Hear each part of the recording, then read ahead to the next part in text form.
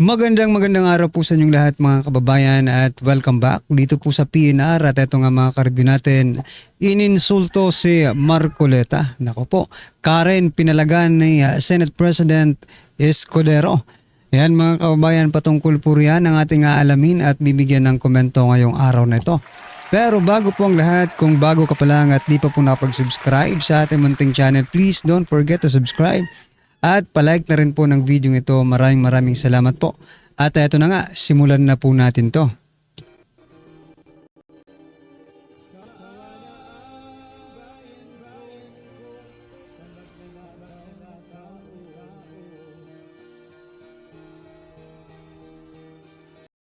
So yan mga kababayan, bago po natin muling i-play ang video ito, pasadahan po muna natin ang mga nagte-trending na mga balita dito po sa mundo ng social media. At unahin na nga po natin to mga kababayan, no?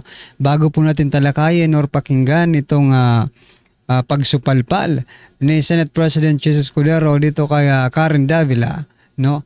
Eto, pasadahan muna natin ang balitang ito. Ayon po dito mga kababayan, sabi po ni DILG Secretary John Vic Rimulya, the drug war is working without killing anyone. Hindi kailangang patayin ang tao para manalo sa drug war. Teka lang mga karbi natin. Ibig bang sabihin dito ni John Vic Rimulya, no? Wag gugurgurin yung mga nagdodroga. Di bali nang magurunggor ang mga otoridad kaysa po magurunggor ang mga lumalabag sa batas. Di ba? Kasi mga kababayan, no? Ito po ang balita, no?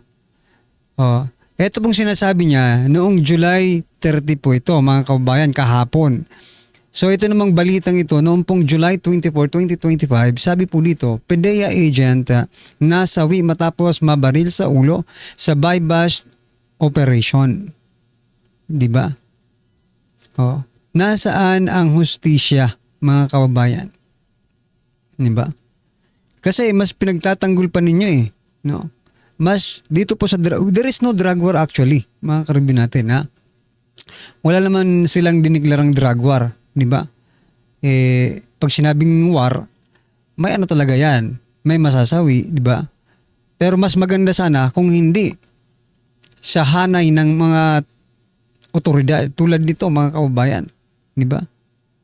Ano po ang inyong masasabi? Tama po ba itong sinasabi ni DILG Secretary Boying Rimulya ay ni John Vic Rimulya na hindi kailangan pumatay para manalo sa drug war? Paano yan naging war? Anyway, kayo na lang po mga kababayan ang umintindi. Kasi hindi ko rin maintindihan ang gobyernong ito mga kababayan sapagkat kakaiba, no?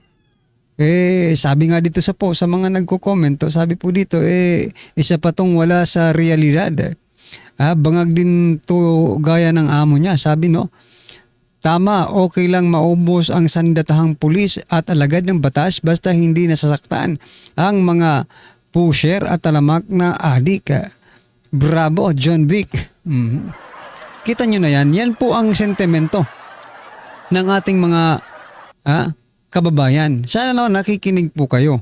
Diba? Anyway, yan po ang masasabi ng ating mga kababayan base po sa naging komento nila dito sa post na ito. Ikaw, mga karibin natin, ano po ba ang masasabi mo dito sa sinasabi ni John Vic Rimulya? At dito po sa nasawing PDEA agent na ito. Alright.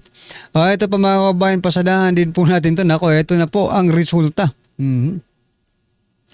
Trust and performance ratings of top officials. Sabi po dito ang resulta mga kababayan. Okay. Bongbong Marcos, President Bongbong Marcos Jr., ang trust ratings po ay 64%, performance rating 62%. Okay. Vice President Sara Duterte ang trust rating 54%, performance rating 50%. Okay? Chis Escudero, ito naman po ang Senate President Chis Escudero, 51% trust rating and 49% performance rating. Aba, Romualdez. Bumulusok ang ratings. Speaker Martin Romualdez 57% ang trust rating and 59% performance rating. Saang lulpalop kayo nag-survey? Ito po ay base sa Okta Research second quarter 2025 tugon ng masa survey. Okay? Saan kaya silang lupalop nag-survey? Sabi po dito sa comment, in your dreams. Yan in your dreams daw. Okay? Ano pong inyong masasabi dito? Natatapos pa lang ang SONA at bumulusok agad ang wala pang ginagawa. Nangako pa lang nung SONA, wala pang ginagawa pero ito ang trust rating, grabe. 'Di ba? Anyway, kung yan po ang kanilang panlilinlang sa mga Pilipino, huwag tayong magpalinlang mga kababayan, no? Magbase pa rin tayo sa nangyayari sa realidad, okay? Huwag tayong maniwala dito sa mga sorbe-sorbe na ito. Ang paniwalaan po natin ay yung totoong nangyayari sa totoong buhay, di ba? Alright, eto pa mga kabayan, pasadahan din po natin to. Eto kasi, di ba, maraming pangako ang ating Pangulo nung nakaraang SONA niya. Pero eto po, ang katotohanan na hindi po natin maitatanggi. Utang ng Pilipinas pumalo sa higit 17 trilyon. Umabot na sa 17.27 trilyon ang utang ng Pilipinas sa pagtatapos ng Hunyo 2025 ayon sa Bureau of Treasury. Yan mga kababayan, saan po napunta yung 17 trilyon, no? Kung mayroon tayong mga proyekto na nakatenga at hindi nga nagagawa yung ibang mga proyekto. Tulad na lang po nito, isipin nyo, 17 trillion po ang ating utang, no? Pero itong problema dito, sabi po dito, DPWH EDSA rehabilitation baka sa 2027 na lang gawin. Nako. Hindi, wag nyo nang gawin yan. Wag nyo nang gawin yung rehabilitation na yan. Hayaan nyo na yan dyan para yung susunod na administrasyon na ang gumawa. 3 years na kayo, hanggang ngayon wala pa rin kayong ginagawa. Kailan nyo yan sisimulan? Sa 2028? Di ba? Sa laki po, may mga nagko-comment kasi dito mga kababayan na baka wala na raw pera, wala na kasing pera, naubos na doon sa project ng bulsa, no? So, they're trying to point out na wala raw pera kaya hindi magawa-gawa ang rehabilitation na yan. So, gaano ba yan katotoo mga karibin natin na walang pera ang Pilipinas? Sa kabila ng napakalaki pong utang natin ay ito po ang ibinabalita, no? Postpone ulit mga kababayan ang rehabilitation sa EDSA. Congratulations, napakalaki ng utang pero walang tulad nito, best example po ito, hindi nagagalaw, di ba? Hindi natin alam kung yung reason kasi nila ay yung reroute kung saan dadaan yung mga tao, no? Hanggang ngayon hindi nyo pa rin yan diba? Kung yun yan lang na problema hindi nyo na po masolusyonan, baka pag may dumating na isang mas malaking pang problema, diba? Ay mas lalong hindi masolusyonan, no? Hindi ko sinasabi mga kababayan na wala silang they are not competitive enough, no? Hindi silang tatrabaho ng maayos. Pero parang ganun na rin po ang lumalabas. Diba? Ano po ang inyong masasabi dyan? Mga karibin natin, congratulations sa Pilipinas. Palaki ng palaki ang utang. Eto, pasadahan pa po natin itong balitang ito mga kababayan. Sabi po dito ni Representative Laila de Lima. Let's be clear. The statement of Representative Percy and Prof. Adrian fulfill within the bound of free expression. Nako. Yan ang hirap sa inyo no? Pag kayo ang nagsasalita, pagkakampi nyo ang nagsasalita, free expression, freedom of expression agad. Pero pag mga DDS po ang nagsasalita, cyber libel agad at ipapatawag pa sa kamera. Kasi iimbestigahan in aid of legislation. Nako talaga, hindi lang yan, hindi lang si Dilimang nag-justify niyan. Ito pa, isa pang ugok, mga kababayan.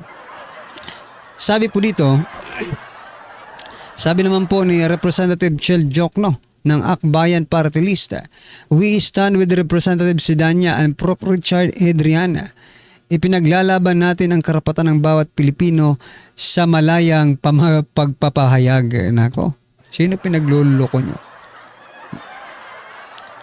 Noong mga Duterte supporters po, mga kababayan na nagsasalita, very vocal kayo na cyber libel.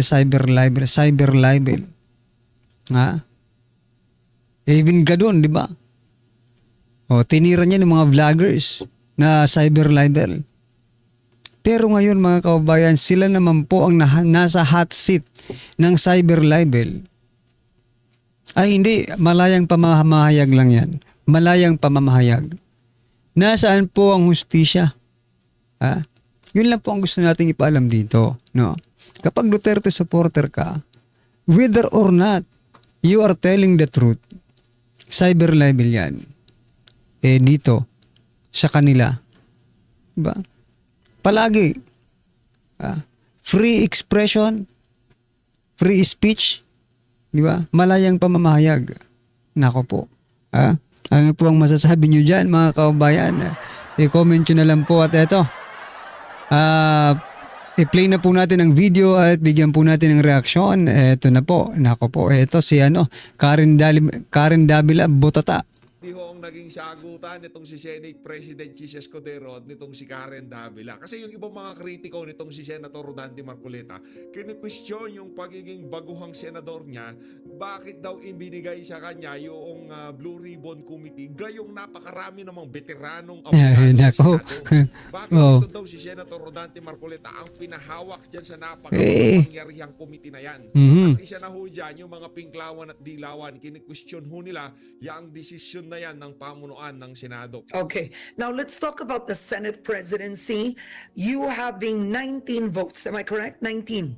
Yes, Karen. 19 votes. You've already, first of all, Ano din siya parang ang dating unanimous din ng Si Soto iyak na naman dito. Tigilan nyo na si Soto. Hindi na nag-ano kayo. you were up against a former Senate president who is also your party mate. I mean, take me through that. Why did you both not discuss it, right? I mean, some people asked, it doesn't look good for the party itself. You and Senator Tito Soto, magkapartido kayo, ba't di kayo nag-usap? Karen, even when I first ran, only one party mate of mine out of 4 in the Senate voted for me in the 19th Congress in May. So, ganon din to. Gusto ba nyo parang sindikato ang partido? Kami-kami lang mag-uusap at hindi yung botante? Hindi ba mas maganda na sa dulo yung botante, in this case the senators, are the ones who chose instead of choosing for them? That has been my principle ever since I entered the House actually in 1998. I'd rather that things be done on the floor than in closed doors. Okay, so you've already announced the major committees. You have Senator Kiko Pangilinan for Agri, Bam Aquino for Education, and so on. No, Win Gatchalian for Finance, that's correct. No, and you have Marcoleta for the Senate Blue Ribbon Committee. We're showing a list right now on your screen. So Yes. these have already been decided. Take us through, for example, Kiko Pangilinan and Bam Aquino, which could have been in the minority, and yet you gave them juicy, powerful committees. These are not. I don't consider committees, Karen, either juicy or non-juicy, powerful or non-powerful. There's a reason why these committees exist, and it's a question of their respective advocacies and core competence. So sa kaso, sa sitwasyon ni Senator Pangilinan, he ran on that platform. Sa sitwasyon ni Senator Bam Aquino, he ran on that platform specifically too. Sa kaso nung iba, they were former executive department officials handling those offices. So we tried to make do with the available talent we have in the Senate. So it's not really a question of giving them this or that. And another thing, Karen. Okay. And I wanted to ask you, before you move, Yes. newcomer Senator Marcoleta, no, who Yeah. scored very strongly in the Senate race, but he's a newcomer, and I don't think historically a newcomer's ever been given the Senate Blue Ribbon Committee. Yun lang akala mo, di ba? Yan ay opinion mo lang, Karen Davila. Di ba? No, Nako. I mean, it doesn't mean he'll do a bad job, not at all. But it's a surprise to many that a newcomer is the chairman of the Senate Blue Ribbon Committee. And some have said it was your way to essentially court and win over the Duterte bloc. What are your thoughts? How did that happen? Again, Karen, that's par for the course because I think these accusations were raised during the campaign for Senate presidency. Senator Marcoleta is not a newcomer. In the Senate perhaps, but not in the House. Nakasama ko si Senator Marcoleta nung nasa Kamara pa lamang ako. So he's been in Congress for quite some time.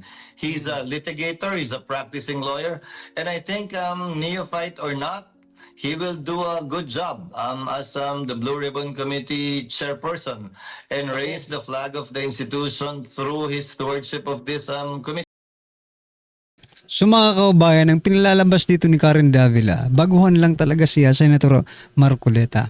Pero kung titingnan mo mga kaubayan, kahit paman si Senator Tito Soto, ang itapat mo kay Senator Marcoleta, sisiw. Kahit sinong mga senador dyan ang itapat mo kay Senator Marcoleta, sisiw yan mga kaubayan. Napakatagal pong si kongresista niyan eh. Di ba? Batak na batak po yan sa mga debate, batak na batak po yan sa paggawa ng batas. Kaya wala sa hulog yung sinasabi mong baguhan. Kahit sino. No? Dyan sa mga senador na yan, itapat mo kay Senator Marcoleta, baka kainin niya ng buhay. Diba? Ginagalang nga eh. Diba? Kahit nung mga senador, yung ibang mga senador, diba, pag pumupunta sa House of Representatives, ginagalang po yan si Senator Marcoleta. Tapos ngayon, gagawin mo. Neophytes, baguhan lang eh. For me, Karen, hindi naman kapansanan ang pagiging bago eh. Hindi rin lamang yung pagiging matanda na. Pantay-pantay Soto, hindi daw lamang pagiging matanda na. lang kaming lahat sa Senado. Bago man o luma, matagal man o ngayon lang. We are all senators elected by the people and we have one vote each. Hindi mas maraming boto yung veterano ha. Hindi kalahating boto yung bago at bata. We all have the same votes and I think it would be unfair, to say the least, na maliitin yung kakayanan ng bago, ng bata. Correct. At sabihing mas Minamaliit nyo eh.